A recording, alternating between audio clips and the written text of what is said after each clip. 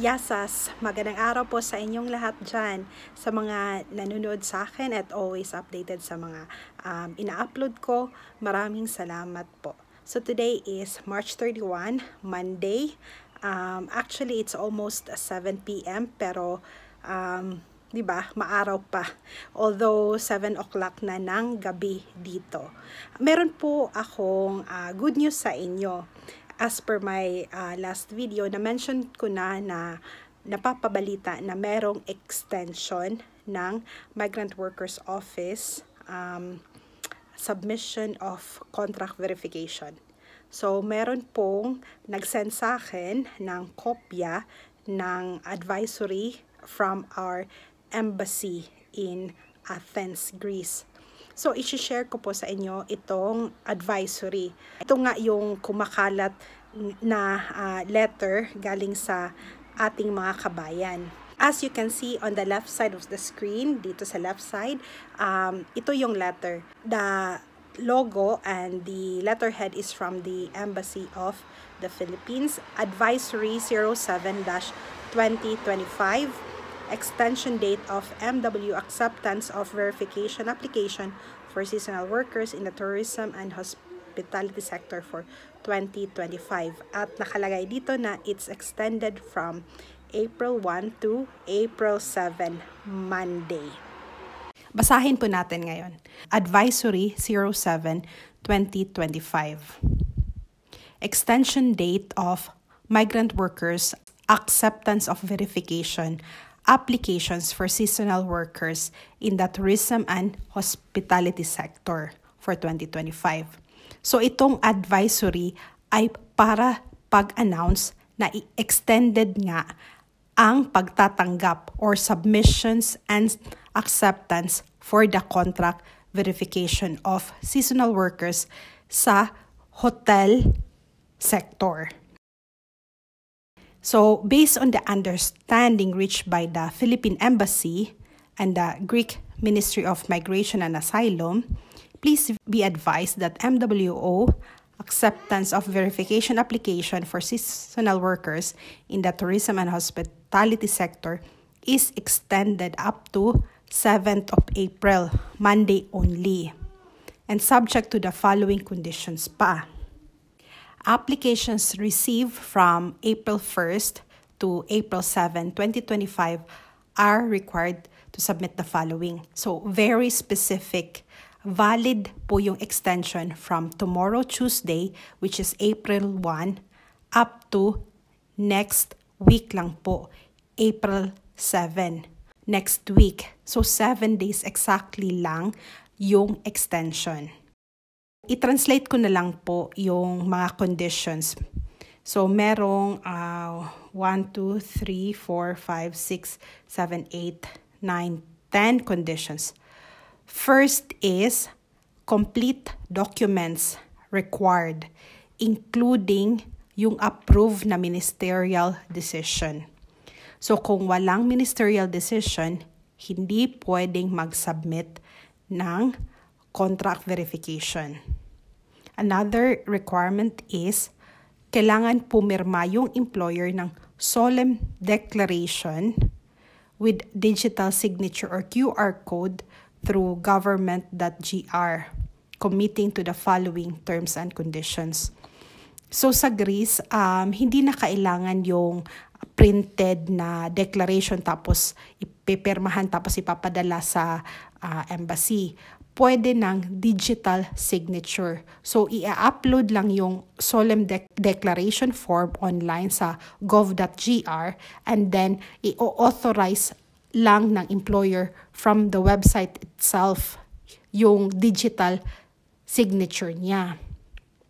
So, ganun lang po kadali yung pag-upload nitong form na nire-require ng embassy na i-attach doon sa requirement.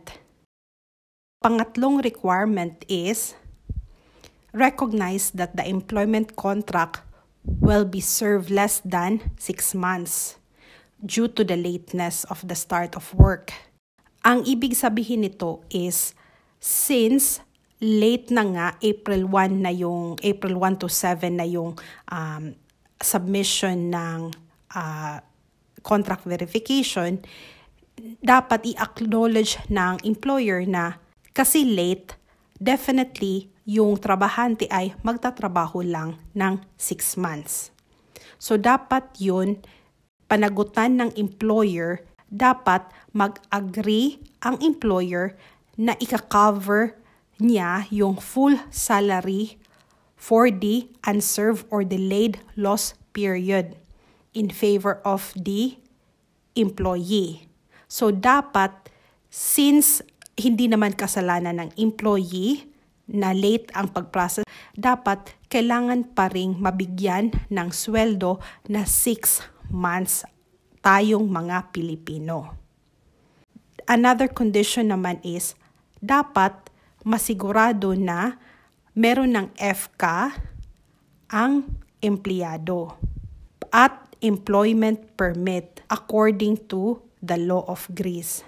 So dapat yan, panagutan ng employer na dapat mabigyan lahat ng legal na bayad yun sa pagbabayad ng social welfare, ng health insurance, at ng tax. At pati dapat maproseso yung employment permit, which is residence permit.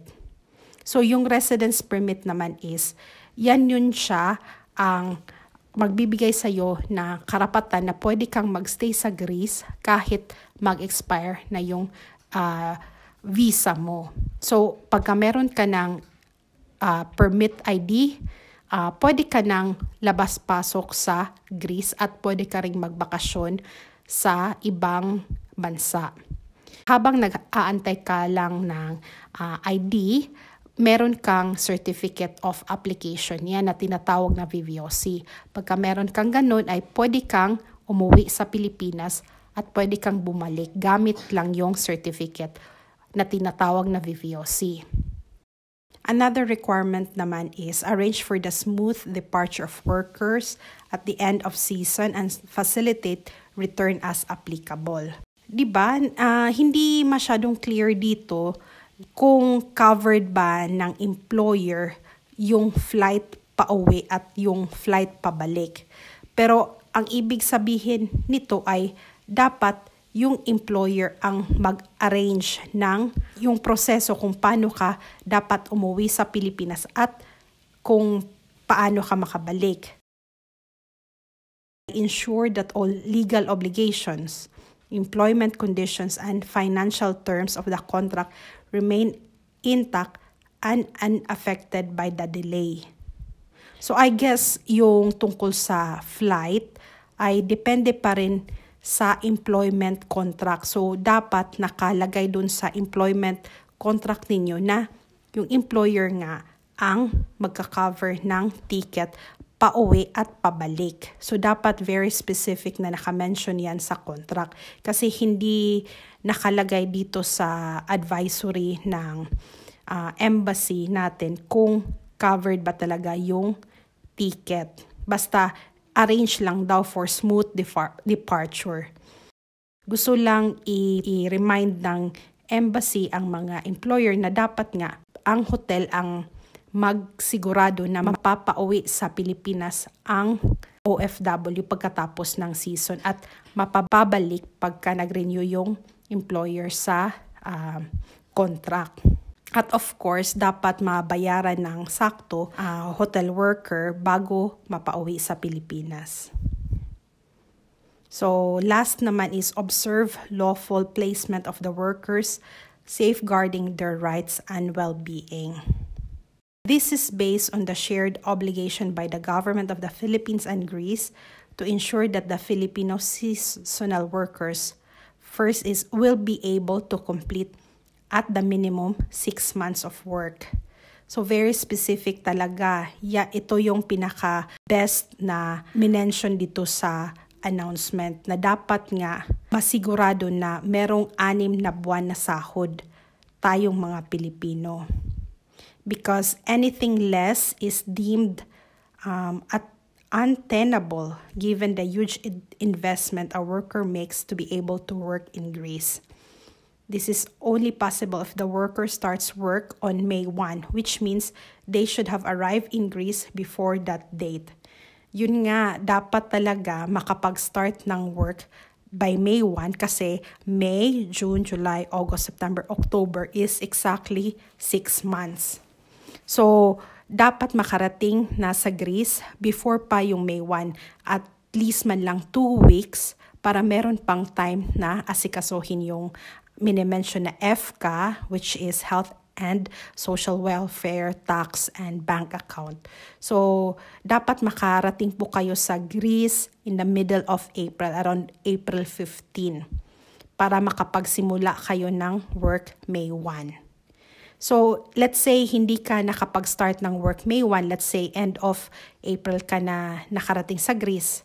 Even though less than 6 months ka nang mag-work, dapat covered pa rin ng hotel yung 6 months full salary mo. So, even though 4 months ka lang nag-work, 5 months, dapat pa rin mabigyan ka ng 6 na buwang sahod.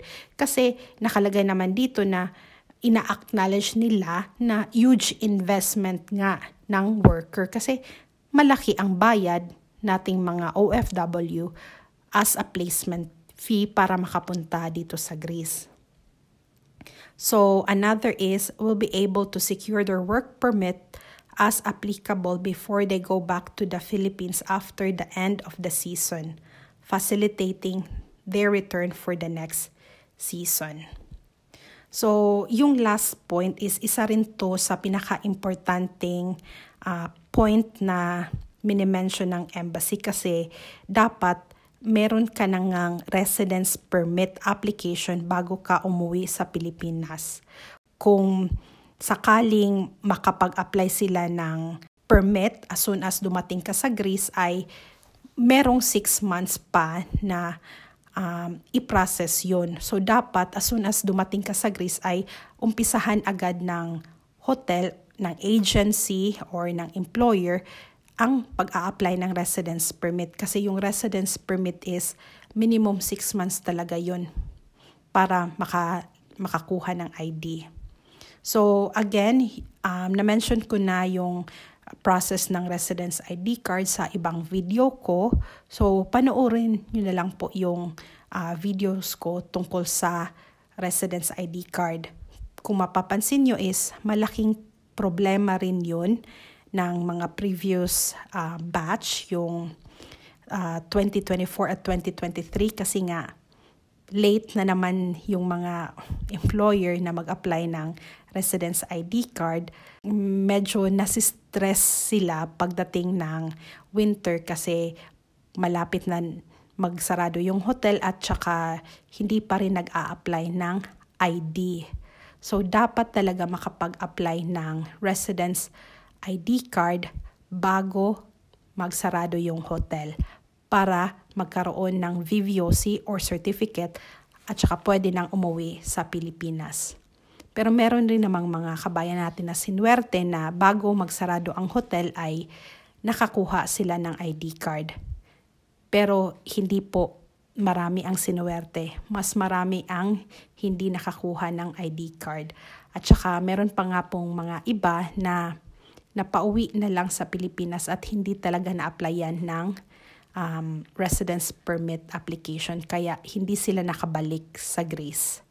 At saka kinailangan nilang mag-apply ulit ng visa back to zero kasi hindi sila nakakuha nga nung VVOC or ng ID card.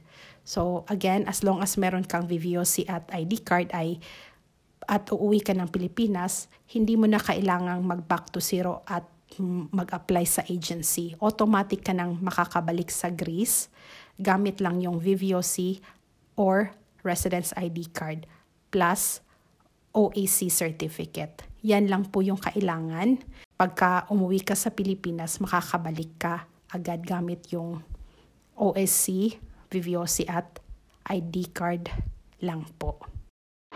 Salamat po sa panunood at stay updated po kayo sa latest na video ko.